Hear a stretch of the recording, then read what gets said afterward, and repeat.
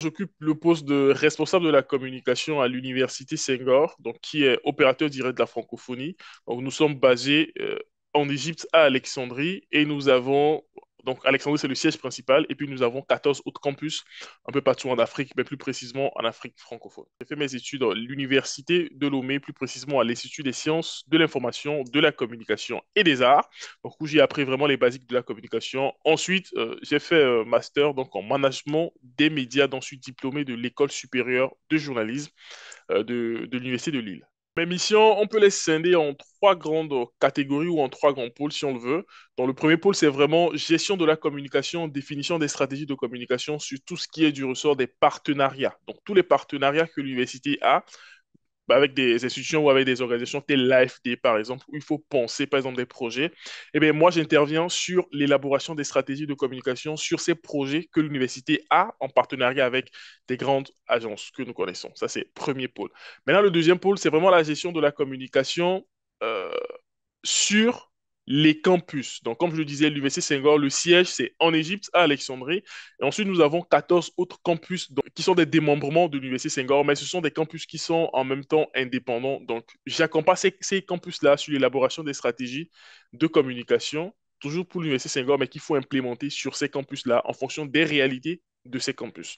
Ça, c'est le deuxième pôle. Et puis le troisième pôle, c'est vraiment la communication institutionnelle, comment parler de l'institution, parler de la marque Senghor, valoriser ce que nous faisons au quotidien, le travail des collaborateurs, et puis où est-ce que nous voulons aller, quels sont nos projets, notre ambition. Nous sommes que trois pour penser la stratégie, mais par extension, on peut dire qu'on est sept parce qu'on a un pôle audiovisuel qui est d'une manière ou d'une autre aussi rattaché à la communication, mais qui intervient vraiment dans l'aspect conception et puis montage, disons des cours en ligne.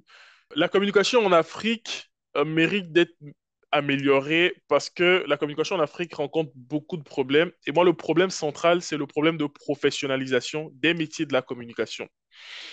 Professionnalisation, pourquoi? Parce que les professionnels ou les praticiens de la communication en Afrique ne pratiquent pas la communication de la meilleure des manières.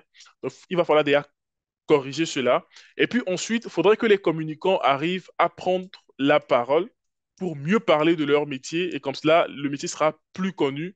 Et par eux-mêmes, les communicants, les étudiants qui viennent, qui seront des prochains professionnels de la communication, et par les entreprises et les organisations qui recrutent. Parce que le bémol, justement, c'est parce que vu que les communicants ne prennent pas assez la parole, eh bien, les entreprises qui recrutent n'ont pas forcément une bonne connaissance du métier. Et lorsque le recrutement est lancé dans les fiches qui sont publiées, vous voyez peut-être finalement qu'on a la recherche d'un journaliste et lorsque c'est le journaliste qui postule, il est tout de suite recruté sans forcément avoir les notions qu'il faut en communication à proprement parler. Donc, prendre plus la parole, c'est ce que le communicant doit faire et puis euh, inspirer beaucoup plus les générations qui viennent. C'est vraiment en 1990, en octobre-novembre 1990, que l'Université Senghor sera créée. Pourquoi? Pour répondre à un besoin précis. Donc, le besoin, c'est la formation des cadres excellents pour le développement du continent africain. Alors, par qui est-ce que l'UVC Senghor a été créé? Ben, l'UVC Senghor a été créé par...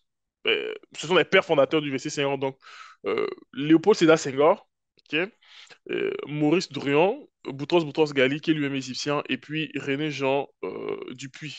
Léopold Sédar Senghor était un président, ok, c'est un ancien président de la République du Sénégal, donc un grand académicien qui a œuvré dur donc, pour la promotion de la langue française, pour la promotion de la francophonie. Donc, on ne pouvait pas trouver vraiment un nom qui puisse rallier parfaitement francophonie et puis excellence. Et donc, c'était Senghor la bonne personne, d'où le nom Université Senghor. Près de 200 étudiants formés chaque 2 ans uniquement à Alexandrie. L'Université Senghor, c'est également plus de 25 nationalités réunies en un seul endroit, en plus d'Haïti.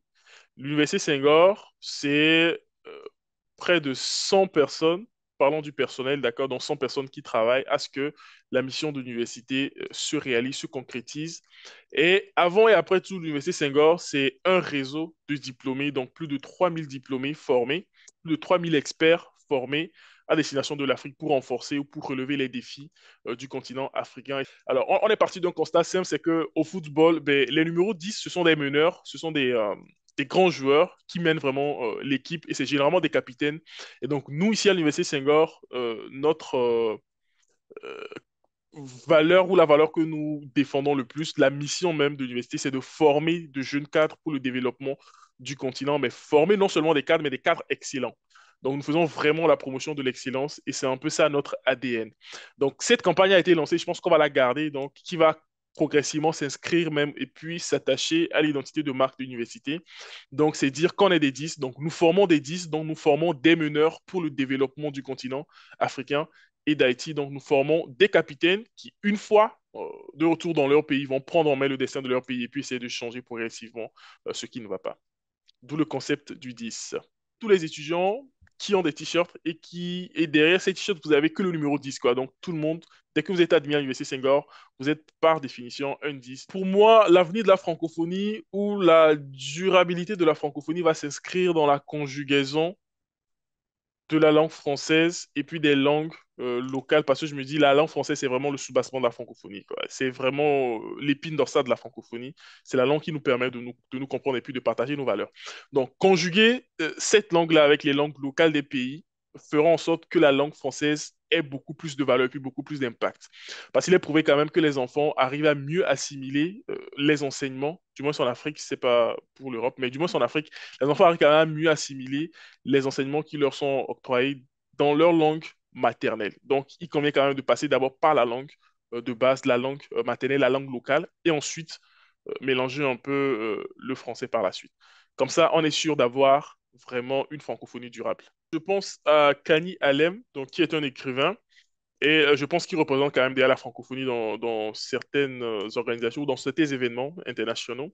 Ensuite, je vais citer Elom Vince, artiste chanteur, donc qui est quand même assez engagé dans ses textes et qui appelle à la prise de conscience. Un artiste quand même qui essaie de mélanger la tradition et puis la modernité, qu'il fait très bien et qui a vraiment les mots pour. Troisième position, je vais citer un acteur, réalisateur dont on est quand même assez fier et donc c'est Julio Teco, donc qui est quand même un jeune Togolais pétri de talent et je pense qu'il ira loin mais qui mérite beaucoup plus de promotion, en tout cas qui mérite d'être beaucoup plus connu, histoire d'être beaucoup plus associé à certaines initiatives. Donc voilà un peu les trois figures que je peux citer et que je peux inviter voilà, la communauté francophone à accompagner.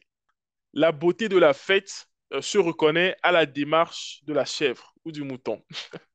Donc pour dire en réalité que lorsqu'un événement promet, ça se sait et ça se ressent dans l'organisation. C'est-à-dire que c'est en planifiant bien une activité qu'on est sûr qu'elle aura du succès.